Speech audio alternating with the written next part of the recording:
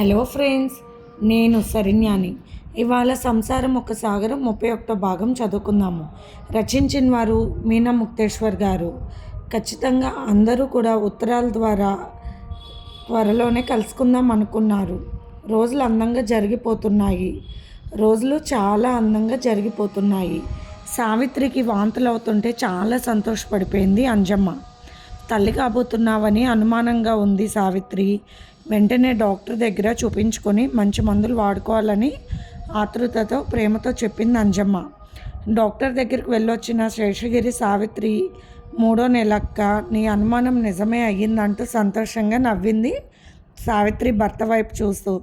తన జీవితంలో పవిత్రమైన భార్య పాత్ర ఒకటి ఉంటుందని, తల్లి అవుతానని ఊహించిన అద్భుతమైన ఆనందం ఈరోజు తన సొంతమైందన్న ఆనందంలో మునిగిపోయింది సావిత్రి మనసు. శేషగిరి ఆనందం అంతా ఇంతా కాదు. వెంటనే కన్నతల్లి గుర్తొచ్చి కళ్ళల్లో నీళ్ళు పెట్టుకున్నాడు. ఎప్పుడు పిల్లలు కావాలి అంటూ ఉండేది, వంశం పెరగాలి, నా కోరిక ఎప్పుడు తీరుస్తారు అంటూ ఉండేది. అమ్మా, నువ్వు మా కడుపును పుట్టి మళ్ళీ మా మధ్యలో ఆనందంగా పెరగాలి. నువ్వు చేసిన కష్టం మర్చిపోలేమమ్మా అని ఆలోచిస్తూ పక్కకు తిరిగి కళ్ళు తుడుచుకున్నాడు శేషగిరి. అంజమ్మకు కూడా బాధ కలిగింది అత్తగారు గుర్తుకు వచ్చి. తల్లి ఫోటో పెద్దది కట్టించి ప్రతిరోజు దండ వేసి ఏదో ఒకటి ఆమెకు ఇష్టమైనవి పెడుతూ ఉంటాడు శేషగిరి. ఆ ఫోటో ముందే నిలబడి దండం పెట్టుకుంది సావిత్రి. తీపి ఏదైనా తినండి సావిత్రి అన్నది అంజమ్మ నవ్వుతూ.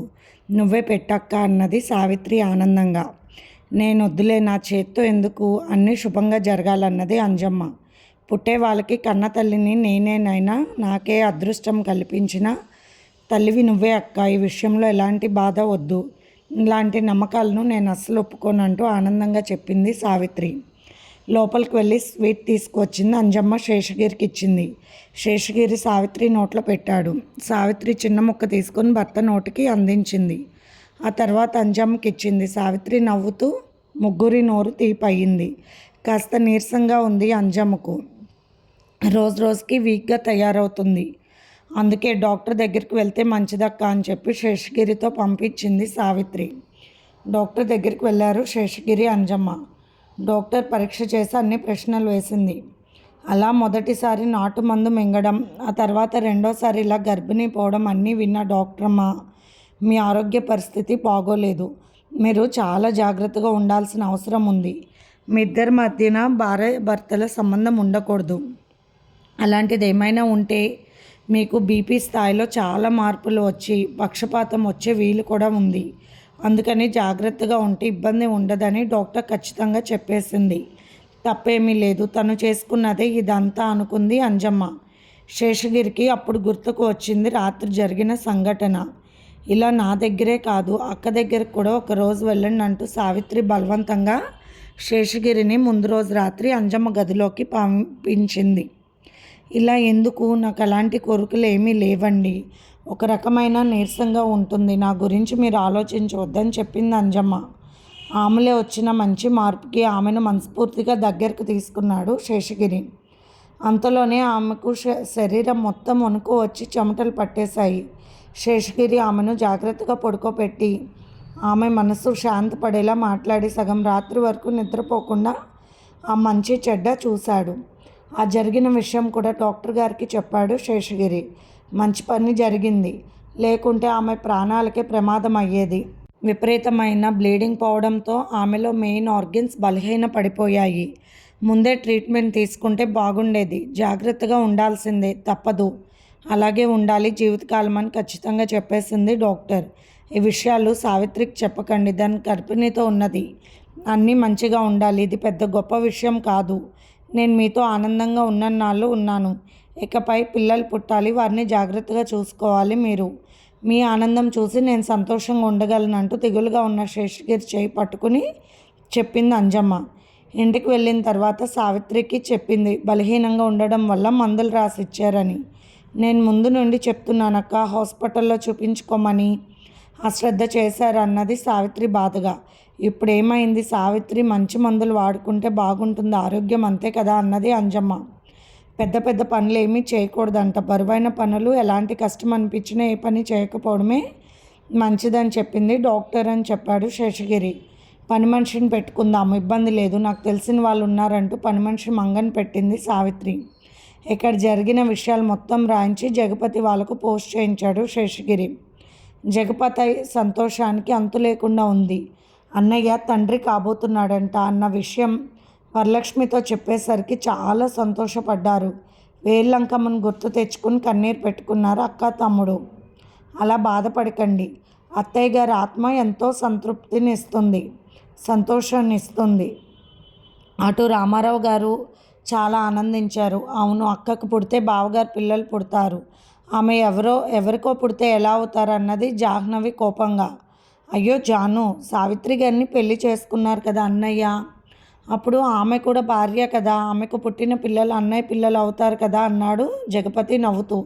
అయినా ఎందుకు, అంజమ్మకు ఉంది కదా, అలా దేనికి వేరొక ఆమెను పెళ్లి చేసుకున్నారు, ఆ విషయం నాకు నచ్చలేదు అన్నది జాను కోపంగా. అంతా మనం అనుకున్నట్టు జరగవు జాను, మీ బావగారు చాలా మంచివారు కదా, ఏదో కారణం ఉండే ఉంటుంది అన్నారు సీతమ్మ. ఆ రోజు ఉదయాన్నే సీతమ్మ గారి పెద్ద కూతురు వైదేహి భర్తతో పిల్లలతో వచ్చింది.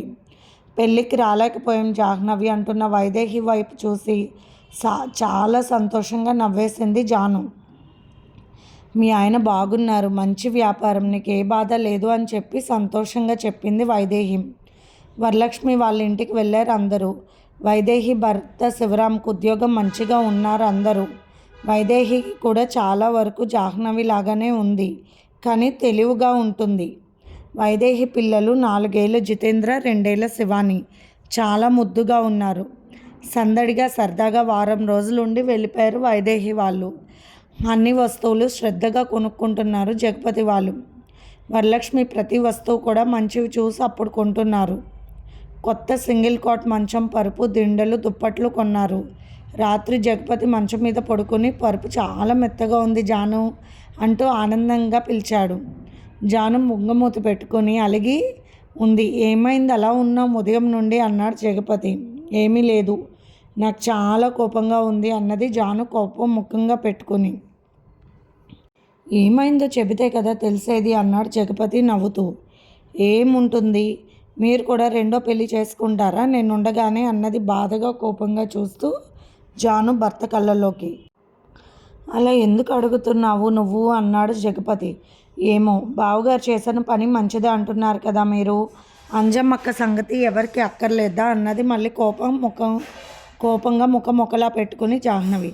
అక్కడ ఏం జరిగిందో పరిస్థితి ఏమిటో మనకు తెలియదు కదా, బామ్మకు ఉత్తరం రాద్దాం, అన్ని విషయాలు తెలుస్తాయి అన్నాడు జగపతి.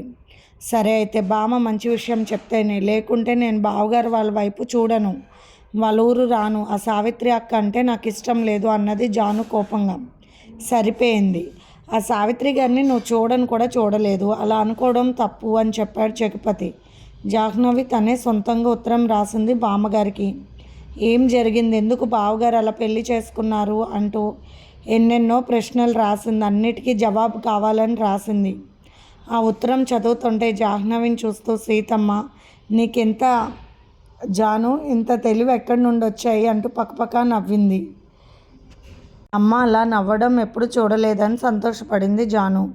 జగపతి కూడా ఉత్తరం విని నవ్వుకుంటూ ఉన్నాడు. అమ్మో, జానులో ఎన్ని ప్రశ్నలు, ఎన్ని అనుమానాలు, రాను తెలివిగా అయిపోతుంది అని నవ్వుకున్నాడు. జగపతి కొట్టులో కూర్చుంటే 2 అమ్మాయిలు సరుకులకు వచ్చారు. మీరు కట్టండి, అవన్నీ లెక్క నేను చూస్తానన్నది జాహ్నవి కోపంగా. అబ్బో, వేరే అమ్మాయిలు కొట్టుకు వచ్చారు, నేను చూస్తానేమో లేక వాళ్ళే నా వైపు చూస్తారని కోపంతో భలే చూస్తుంది జాహ్నవి అందంగా. చాలా మారేవరా బంగారం, నా బుజ్జి బంగారం అని భార్య వైపు చూస్తూ మురిసిపోయాడు జగపతి. ఆ వారం తర్వాత 2 ఉత్తరాలు వచ్చాయి. ఒకటి సావిత్రి గారు రాశారు, రెండవది బామ్మగారి నుండి వచ్చింది. ముందు బామ్మగారు ఉత్తరమే చదవాలని జాను అదే ఉత్తరం చదివింది. ఇక్కడ అన్నీ బాగున్నాయి, అన్నీ ఎందుకు జాహ్నవి నీకు అంత కోపం, సావిత్రి చాలా మంచి అమ్మాయి, అవ్వలు నేను ముగ్గురు కలిపి బతిమాలి పెళ్లి చేసాం శేషగిరికి. శేషగిరి వద్దు అన్నాడు, సావిత్రి కూడా ఒప్పుకోలేదు, అయినా కూడా మేమే పట్టుబట్టి చేశాం. అంజమ్మక్క పరిస్థితి బాగోలేదు కదా, అందుకే వారిద్దరికీ మంచి తోడుగా ఉంది సావిత్రి. సావిత్రి చాలా మంచిదంటూ ఆమె గురించి రాసింది. నువ్వు జాలి పడుతున్న అంజమ్మే తన భర్తకు 2వ పెళ్లి చేసింది, శేషగిరికి పిల్లలు పుట్టాలని అంటూ ఇంకా చాలా సంగతులు రాసింది. వరలక్ష్మికి బామ్మగారు వేరే ఉత్తరం రాసింది. కొన్ని విషయాలు చదివిన వరలక్ష్మికి ఇదేం సమస్య మళ్ళీ అనుకుని బాధపడింది. ఈ విషయం తెలియాల్సిన అవసరం ఏముందిలే అనుకుని జగపతి వాళ్ళకు చెప్పలేదు. తర్వాత జాహ్నవి రెండో ఉత్తరం తీసి చదివింది. సావిత్రి ఎంతో చక్కగా రాసింది. మరిది గారికి చెల్లెలకి ముఖ్యంగా రాయినది. ఏమనగా అన్నీ రాసి అక్కడున్న పెద్దలకు నమస్కారాలు, పిల్లలకి ఆశీస్సులు అన్న తర్వాత అసలు విషయం రాసింది. తన తల్లి కాబోతున్నట్లు అన్ని విషయాలు రాసింది. శేషగిరి గానుగ రైస్ మిల్లో చాలా వృద్ధిలోకి తెస్తున్నారు, లాభాలు బాగా వస్తున్నాయంటూ మంచి మంచి విషయాలు రాసి మీ గురించి అన్ని విషయాలు మీ అన్నగారు తెలుసుకోవాలనుకుంటున్నారు. ప్రతి విషయాన్ని రాయండి ఉత్తరంలో. ఉత్తరం చదువుతుంటే మిమ్మల్ని చూసినంతగా మురిసిపోతున్నారు మీ అన్నయ్య గారు అంటూ కింద అడ్రస్ రాశాను. మీరు కుదిరితే ఇక్కడికి రావచ్చు, తప్పకుండా రండి, వీలు చూసుకున్నాను రాసింది సావిత్రి. ఆ లెటర్ చదివిన జానుకి కాస్త కోపం తగ్గింది. జగపతికి అన్న వదినను చూడాలని మనసు తహతహలాడిపోతుంది. అమ్మ చనిపోయాక విడిపోయాము, తీరా కలుసుకుందామంటే ఎవరు బతుకు బండిలో వారు విశ్రాంతి లేకుండా సాగిపోతున్నాము. ఒక 4 రోజులు తీరిక చేసుకుంటే బాగుంటుంది. కానీ కొట్టుకి జనాలు బాగా వస్తారు, బాగా పెరిగారు, ఏం చేయాలో ఏమిటో అని బాధగా ఆలోచిస్తూ ఉన్నాడు జగపతి. ఏమైంది అలా ఉన్నారు, నాకు చెప్పకూడదా అన్నది జాను వచ్చి. ఏం చెప్పను, అన్నయ్య వాళ్ళని చూడాలని మనసులో ఆగుతుంది. అన్నయ్య ఎప్పుడు బాధగా ఒక రకంగా ఉన్నప్పుడు చూసినా నాకు ఇప్పుడు బాగా ఉన్న అన్నయ్యని చూడాలని ప్రాణం నిలవడం లేదు. ఎందుకో నిద్ర కూడా పట్టడం లేదు జాను అంటూ బాధగా చెప్పాడు జగపతి. మీరు 2 రోజుల నుంచి అన్నం సరిగ్గా తినడం లేదంటే కారణం ఏమీ చెప్పలేదు, కడుపులో బాగోలేదన్నారు. అటువంటప్పుడు నాకు ఎలా తెలుస్తుంది మీకు మీ అన్నయ్యని చూడాలని ఉన్నది? నాకు కూడా వాళ్ళని చూడాలని ఉన్నది. అయినా కూడా నేను గోంగూర పచ్చడితో అన్నం శుభ్రంగా తిన్నాను, నీలాగా ఏం మానలేదు కదా, మరెందుకు మీరు ఎలా చేస్తున్నారు? అమ్మ గోంగూర పచ్చడి చేసి తాలింపు పెడితే చాలా బాగుంటుందని చెప్తున్నా. భార్య చూసి సరిపోయింది, ఇప్పుడు ఆ గోంగూరతో పచ్చడితో నాకు అన్నం తీసుకురా, తింటాను అన్నాడు నవ్వుతూ జగపతి.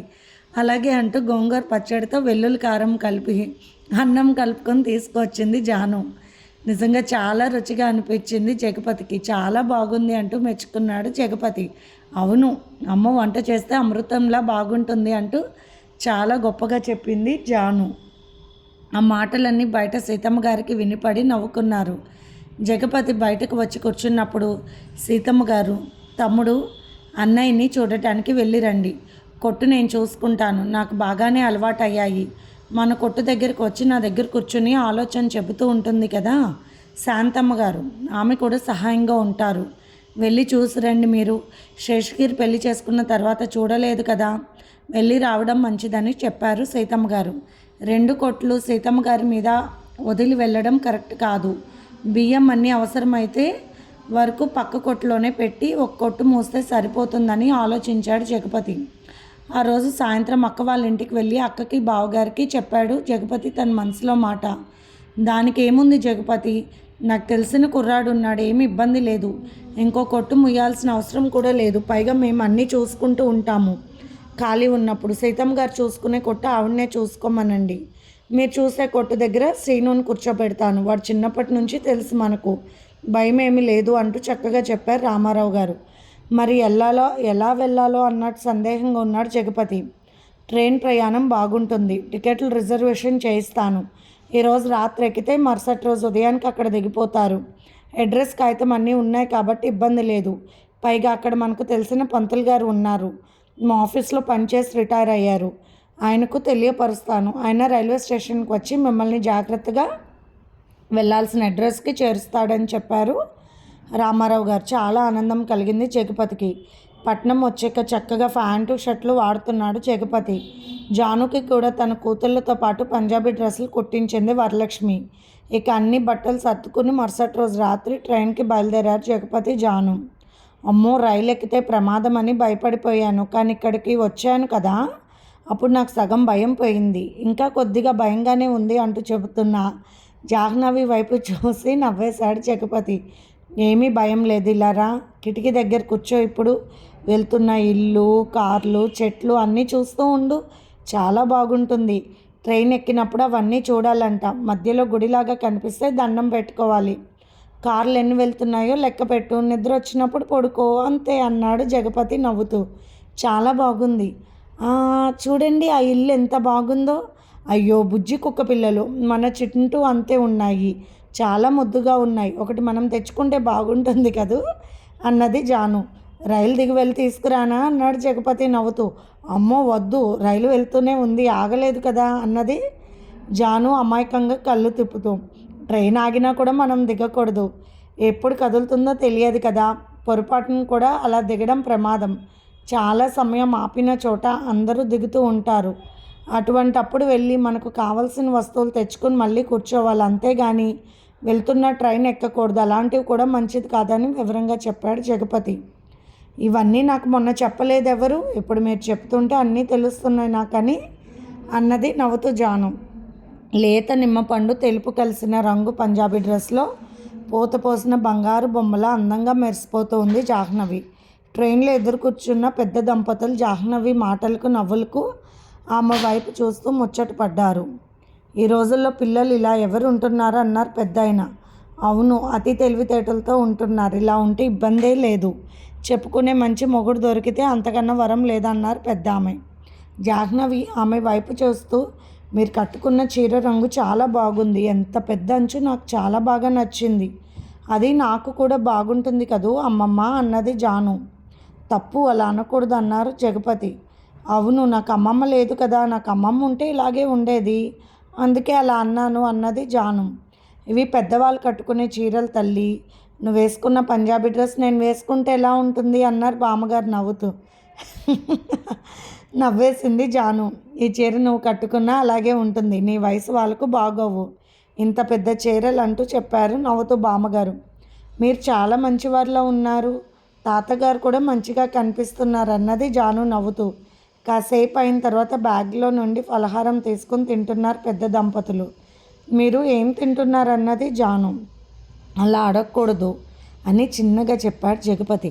లేదు, అది నేను ఎప్పుడు తినలేదు, అందుకని అడిగాను అన్నది జాను.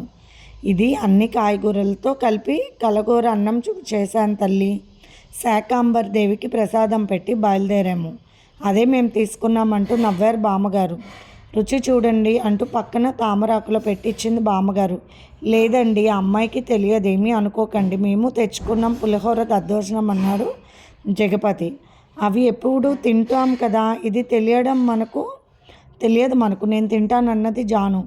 ఎవరైనా ఏదైనా ఇస్తే అనుమానిస్తారని పెట్టలేదు బాబు, ఇది పలహారం, తినండి పర్వాలేదంటూ చక్కగా ఆకులో పెట్టించింది బాగానే బామ్మగారు.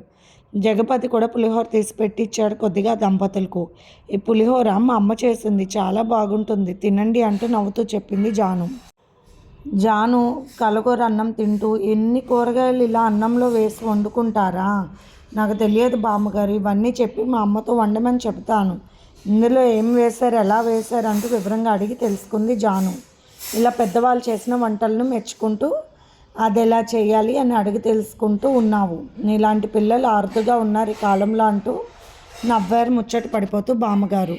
ఇది ఫ్రెండ్స్ ఇవాల్టి ఎపిసోడ్. రేపు ఇంకొక ఎపిసోడ్తో మేము ముందుకు వస్తాను ఫ్రెండ్స్. అలాగే మీకు స్టోరీస్ నచ్చినట్లయితే లైక్ చేసి షేర్ చేసి సబ్స్క్రైబ్ చేసుకోండి ఫ్రెండ్స్. అలాగే మన ఛానల్లో ప్రసారం అవుతున్న పొడుపు కథలు కూడా చూసి మీ ఆన్సర్స్ తెలియచేయండి. అండ్ అలాగే positive thoughts written by Shri Komanapalli Ganapathi Rao గారి కూడా మీరు చదివి మీ అమూల్యమైన సమీక్షలు తెలియచేయండి ఫ్రెండ్స్. బాయ్.